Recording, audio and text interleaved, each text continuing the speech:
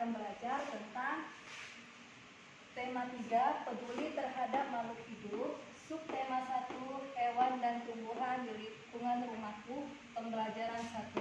Sekarang Ibu akan menerangkan tentang ciri-ciri makhluk hidup. Yang pertama, membutuhkan makanan.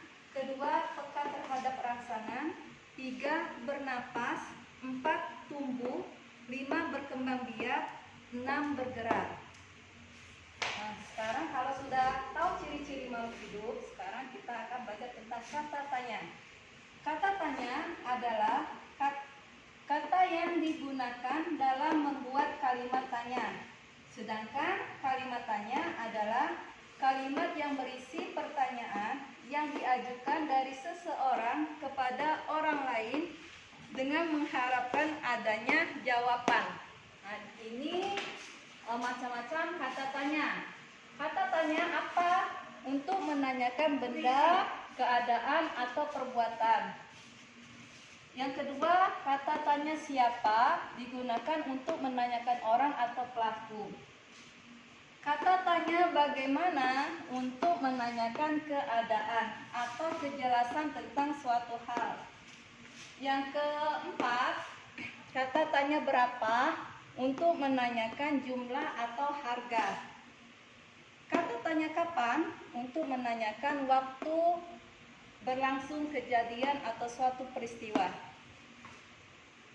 Karena kita akan masuk pembelajaran kedua tentang tumbuhan. Tumbuhan tersusun atas 2 bagian. Yang pertama, tunas. Tunas ini menghasilkan cabang, batang, daun, kuncup, bunga, dan buah. Sedangkan akar menghasilkan menancap di dalam tanah. Nah, ini adalah tumbuhan yang terbagi atas 2 bagian. Nah, sekarang kita akan belajar tentang bagian-bagian tumbuhan. Yang pertama, akar. Ya, akar ini terbagi menjadi 2. Yang pertama, akar tunggang, merupakan akar yang panjang dan tebal. Contohnya mangga dan rambutan. Yang kedua, akar serabut, merupakan sekelompok akar yang panjang dan halus. Contoh rumput, bambu, dan padi. Ini bagian-bagian tumbuhannya ya. Fungsi akar: 1, menjaga tumbuhan. 2, menyerap air dan mineral dari dalam tanah. 3, tempat untuk menyimpan makanan. Bagian tumbuhan yang kedua, batang. Fungsinya untuk menyangga tumbuhan sehingga menjadi tetap tegak tumbuhan itu ya nak, serta mengangkut makanan dari daun ke berbagai tumbuhan. Sekarang bagian tumbuhan ketiga, daun. Nah, sekarang kalau daun ini, tulang daun untuk mengangkut air dan mineral menuju daun. Bentuk tulang daun itu terbagi menjadi menyirip, sejajar, dan menjari. Sekarang kita ke bagian bunga, buah, dan biji. Ya, fungsinya itu berperan dalam perkembangbiakan bunga. Anak-anak, ini adalah contoh tulang daun ya, bisa anak-anak lihat di gambar ini contohnya. Sekarang kita akan belajar tentang bagian-bagian bunga. Yang pertama, mahkota bunga, disebut juga perhiasan bunga. Kedua, benang sari, merupakan alat kelamin jantan.